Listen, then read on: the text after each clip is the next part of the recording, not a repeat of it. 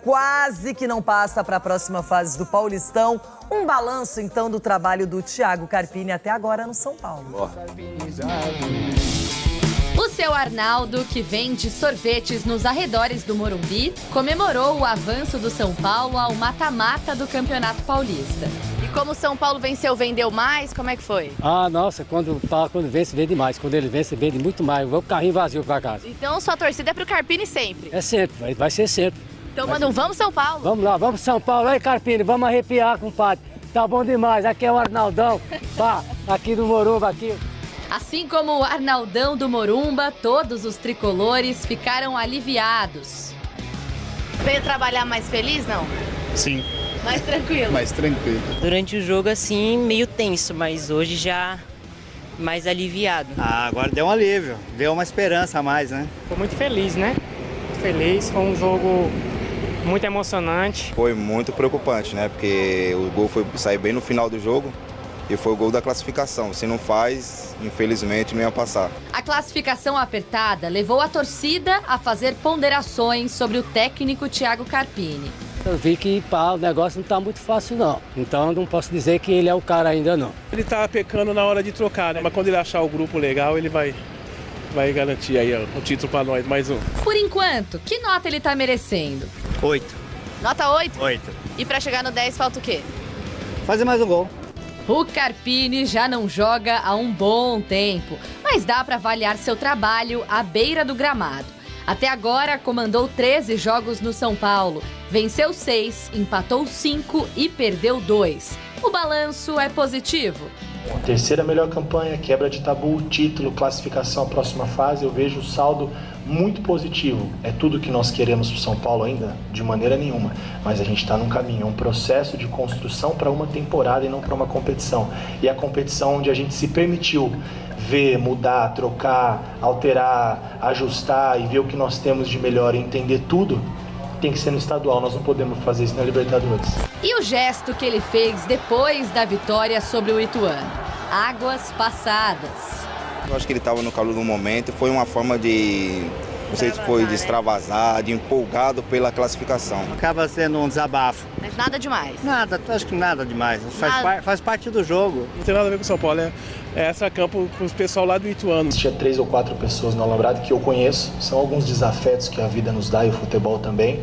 E quando você está num estádio muito pequeno, muito ajustado ali, e desde o início, desde o pré-jogo, algumas ofensas de cunho muito pessoal, direcionado ao nome dos meus filhos, da minha esposa, a gente tem um limite. Agora só o mata-mata importa. E não é a primeira vez do Carpini nesta fase. Aos 39 anos, o técnico são paulino já avançou às quartas de final do Paulistão em outras 4 oportunidades. Olha só. No Paulistão do Interior com o Guarani em 2020. No ano seguinte com a Inter de Limeira. Em 2022 foi a vez do Santo André e na última edição do estadual chegou mais longe. Levou o Água Santa para a final contra o Palmeiras e ficou com o vice-campeonato. Dá para dizer que o Carpini é um especialista em mata-mata do Paulistão? Bom, se sim, essa experiência pode ajudar o São Paulo a avançar para a semifinal. Pelo menos os são paulinos estão confiantes. Ah, passa, agora vai. Agora vai. Vai fazer a final com o Palmeiras outra vez. Vamos classificar e a final contra o Palmeiras é... Garantida. Garantido. Contra o Palmeiras já é freguês. Olha, um passo de cada vez. Por hora, é relaxar depois do sufoco no duelo contra o Ituano. Ó, sorvetinho aqui em homenagem para os São Paulinos para dar aquela resfriada na cabeça. Tem que resfriar a cabeça mesmo, porque o São Paulo correu um risco desnecessário. Num jogo em que dominava, em que parecia tranquilo, acabou deixando ficar 2-2, aí teve que no final empatar num pênalti bem convertido pelo Lucas. Agora, lições que ficam para a próxima fase. E eu ainda considero o Novo Horizontino uma equipe muito mais completa, muito diferente o estágio do Novo Horizontino, que já mostrou qualidade, já mostrou que não se intimida jogando na casa de adversário. Olho no Novo Horizontino, em São Paulo. Concordo com você, Loirão. Olho no Novo Horizontino porque propõe jogo. Time organizado, time que sabe o que faz. Agora, em relação à matéria, são duas análises. Se você analisa objetivos, é um balanço muito positivo. Porque ele ganha a Supercopa, classifica o São Paulo no Campeonato Paulista. Agora, se você analisar desempenho, a Supercopa, por exemplo, venceu nas penalidades. Não tira o mérito, justamente por causa do título.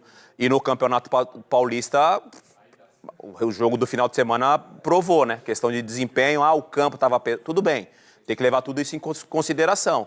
Agora, ele fala ali na coletiva de que ele deu sequência no início de trabalho que foi muito positivo do Dorival e que mesmo se o Dorival continuasse, não era certeza de sucesso, e ele tem razão nisso. Só que o fato é que o desempenho do São Paulo, principalmente nas últimas partidas, não convence um torcedor. Então é importante que o São Paulo, junto com a sua comissão, consiga, de alguma forma, buscar um equilíbrio em relação ao desempenho dentro de campo. Eu até acho que o São Paulo jogou bem o clássico contra o Palmeiras. Teve suas oportunidades, reclamou demais até da arbitragem.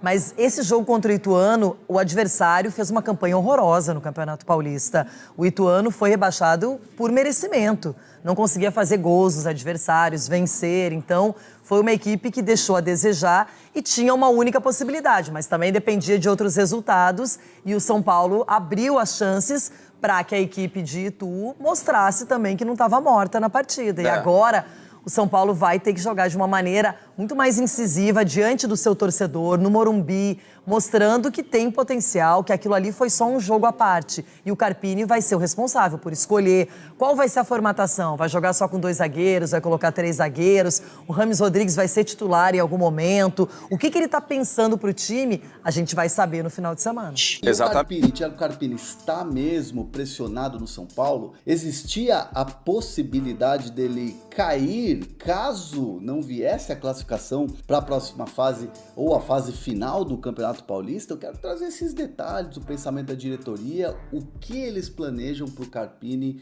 e que tipo de respaldo é dado para um treinador que, lembramos, tem nem 3 meses no cargo do São Paulo, teve vitórias importantes, mas o time passa por um momento ali de instabilidade, principalmente na questão de modelo de jogo e da maneira que está jogando. Eu quero trazer esses detalhes para vocês. Vamos falar aqui sobre São Paulo, sobre essa questão do Carpini, e a informação que eu trago para vocês é a seguinte: mesmo se o São Paulo tivesse caído na primeira fase, não tivesse passado para a fase final do Campeonato Paulista, a diretoria já tinha tomado a decisão e não iria demitir o Thiago Carpini, não seria demitido. Essa é a informação que eu apurei, que eu trago para vocês.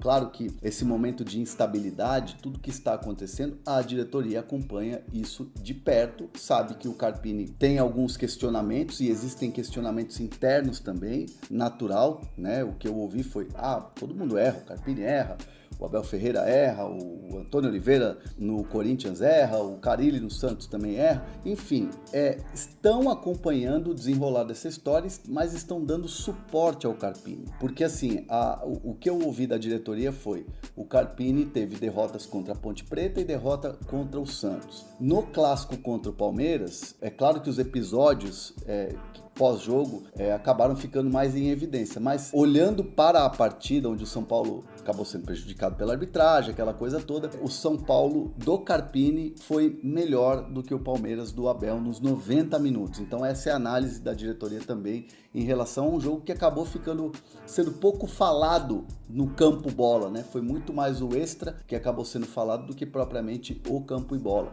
Então assim, a análise precisa ter paciência, a análise que precisa dar tempo, a análise da direção a escolha foi feita por todos, houve um consenso na diretoria, presidente Júlio Casares, Belmonte, Rui Costa, Muricy Ramalho, né? A escolha do Carpini passa também por uma decisão e por uma opinião do Muricy Ramalho, né? Até ficou aquela coisa de quando o Carpini chegou, o Muricy vai ser uma espécie de Tele para o Carpini, como foi o Tele lá atrás para o Muricy Ramalho, guardadas as devidas proporções, mas assim, só para ter uma ideia assim, do Carpini chegando jovem, um técnico abraçando um grande projeto de vida, como é o São Paulo, e tendo ali como costas largas o Muricy para dar o respaldo para ele. É algo que, é claro que no momento de instabilidade, no momento em que você fica 4 jogos sem vencer, a turbulência ela aumenta. E o Carpini tem as suas convicções, o Carpini tem a sua personalidade e tenta, de certa maneira, impor ali o que ele pensa de futebol, junto com a direção, nas conversas, junto também com o Muricy Ramalho, no dia a dia ali, no bastidor do CT. Em relação aos jogadores, pelo que eu pude apurar, jogadores acreditam no trabalho do Carpini, né? Os jogadores entendem que o Carpini também merece tempo. É claro que ninguém está satisfeito com o desempenho do São Paulo, nem os próprios jogadores, nem o próprio Carpini, todo mundo quer mudar, mas essa mudança ela vem de resultados, né? Os resultados precisam aparecer para que essa mudança também ocorra, para que volte a ter confiança. Então o São Paulo, nesse jogo de ontem que classificou, não teve uma grande atuação. Não teve assim uma atuação convicta, uma atuação confiante. São Paulo ficou, em determinado momento do jogo, fora da zona de classificação. Então foi ali no sufoco, foi no final, foi no pênalti em cima do Juan que o Lucas bateu. Então o São Paulo vai fazer dessa semana, e aí vão acontecer algumas conversas entre diretoria e Carpini, para passar para o Carpini uma tranquilidade.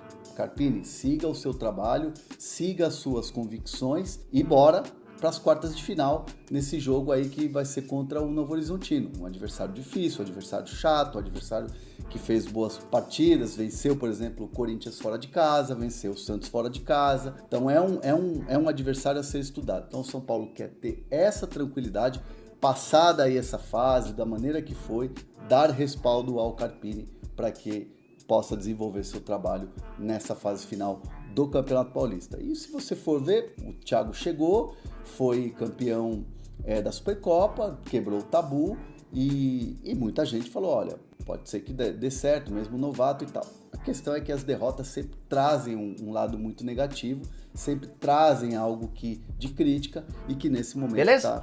Bora mudar de assunto e falar sobre Luiz Castro.